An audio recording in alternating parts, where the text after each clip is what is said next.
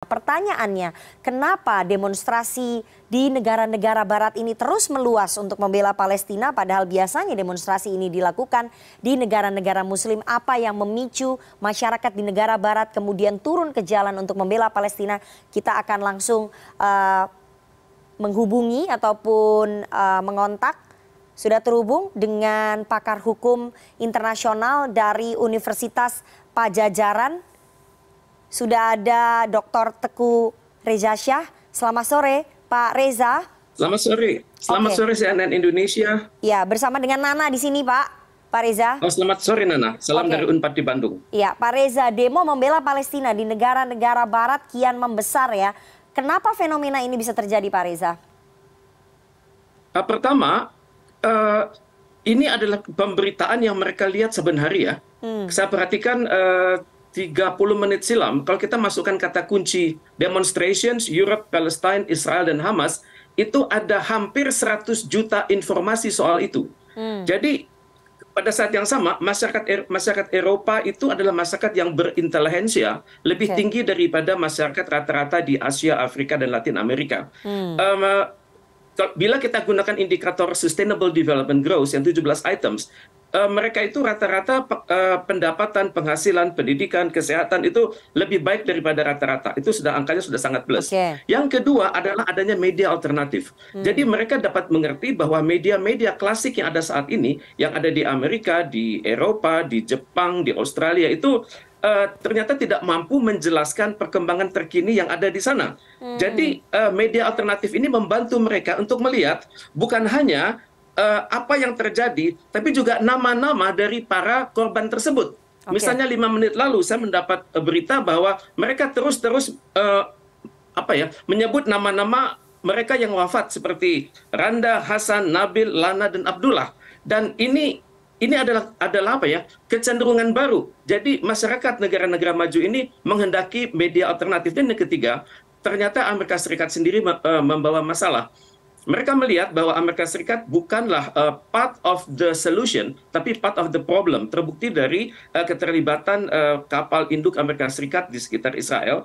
Dan kemudian juga mereka melihat bahwa ternyata Amerika Serikat selama ini sudah terlalu fokus pada China. Jadi lupa akan membangun demokratisasi di wilayah-wilayah yang selama ini menjadi wilayah kepemimpinan Amerika Serikat. Seperti Uni Eropa, kemudian Jepang, Australia. Jadi kalau kita perhatikan, timingnya sudah pas bagi mereka dan mereka sudah muak ya dengan pemberitaan yang tidak adil tersebut.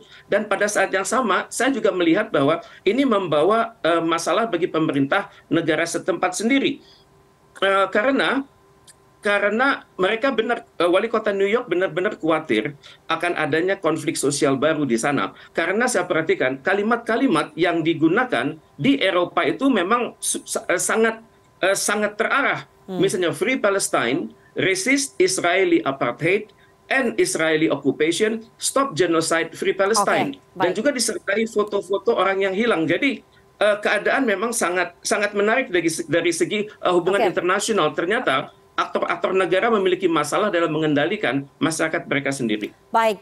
Tapi selain tadi alasan pemicu yang Anda sampaikan ya soal kesadaran intelektualitas, kemudian adanya citizen journalism yang mengabarkan ataupun menginformasikan kondisi sebenarnya di jalur Gaza, apakah Anda melihat bahwa demonstrasi di negara-negara barat yang kian meluas ini bentuk potret solidaritas tinggi terhadap Palestina dari masyarakat non-muslim terutama di negara-negara barat?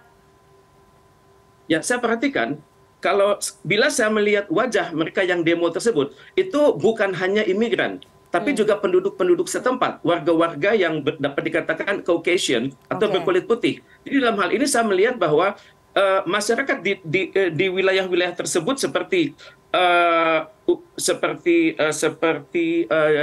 Uni Eropa, itu mereka rupanya sudah mengalami sudah tidak ada lagi gap dalam kesadaran HAM.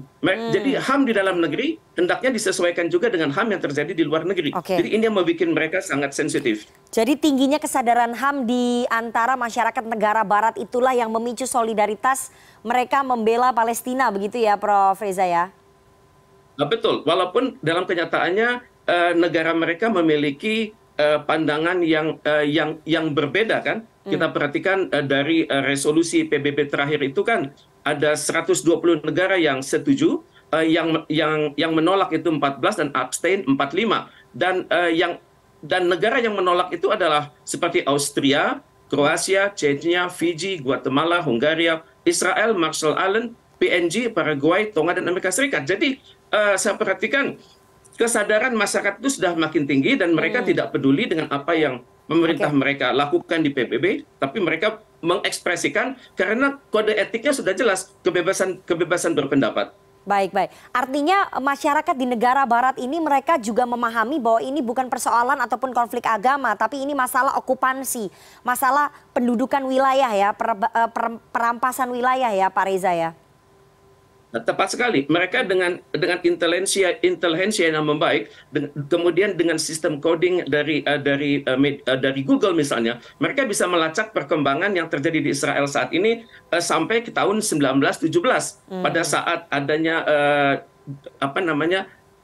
declaration yang dibuat oleh pemerintah Inggris tersebut, Balfour Declaration. Dan mereka bisa melihat dari tahun ke tahun wilayah Palestina itu makin menyempit dan pada saat bersamaan terjadi penjajahan dan juga potensi penghapusan Palestina dari muka bumi, bukan hanya secara geografis, tapi juga secara peradaban. Baik, di Amerika Serikat yang menarik khususnya di New York, bahkan kita lihat banyak organisasi ataupun komunitas Yahudi, warga Yahudi yang kemudian mengikuti demo membela Palestina dan meminta gencatan senjata. Ini bagaimana kemudian Anda menganalisa, bahkan komunitas Yahudi di Amerika Serikat sendiri pun berbeda sikap begitu ya?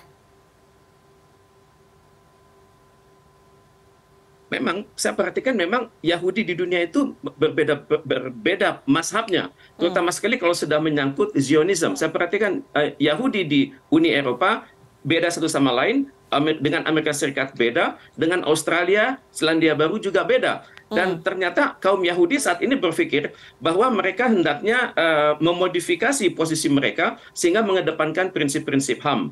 Kemudian juga mereka menghendaki bantuan terhadap masyarakat yang teraniaya tersebut dibukakan. Ini persis sekali yang dilakukan oleh Perdana Menteri Inggris Rishi Sunak yang mengatakan agar jalur-jalur bantuan kemanusiaan itu dibukakan dan juga dilayani dengan baik. Oke, Pak Reza, demonstrasi besar-besaran di negara barat ini sebetulnya mampu tidak sih mendesak para pemimpin dunia untuk mengambil sikap lebih moderat, sikap lebih akomodatif begitu untuk meminta Israel berhenti menyerang Gaza? Yang pertama adalah thought ya. Jadi demonstrasi yang berturut-turut ini membuka mata masyarakat dunia bahwa keadaan sekarang sudah sangat buruk. Kemudian kita akan lihat dari perangkat kedua setelah thought and words. Ini bagaimana perkataan dari politikus-politikus dunia tersebut. Saya perhatikan di Irlandia seorang anggota parlemen sudah berani bersuara dengan sangat keras. Kemudian Rishi Sunak juga sudah berbeda opininya dengan Washington, lebih dimodifikasi. Setelah thought and words adalah action. Ini yang perlu disimak. Karena dalam hal ini pihak Barat masih belum berpikir perlu diturunkannya blue helmet ke sana. Kemudian walaupun ada pekerja-pekerja PBB yang meninggal, tapi kita tunggu. Semoga dari thought, words, action, dan kemudian menjadi habit, di mana menjadi kata kunci dari negara-negara Uni Eropa, Amerika, juga negara-negara lain, bahwa digunakan kata kunci baru dalam kalimat-kalimat diplomatik mereka, seperti end of crisis, kemudian pengagungan hak asasi manusia, kemudian perundingan dari pihak-pihak yang bersengketa. Baik, baik. Jadi dari pemikiran kemudian berlanjut ke perkataan dan kemudian kita harapkan ada action yang dilakukan oleh para pemimpin dunia akibat dari demonstrasi besar-besaran di negara-negara barat ini. Jadi rangkaian tadi semoga berujung ke aksi yang lebih moderat, yang lebih akomodatif supaya bisa mendorong gencatan senjata ya untuk sementara antara pasukan Hamas dengan Israel di sana. Terima kasih kepada pakar hubungan internasional dari Universitas Padjadjaran, Pak Teguh Rejasya, atas penjelasannya dan sudah bergabung di CNN Indonesia Newsroom sore hari ini. Saya selalu Pak Reza. Terima kasih.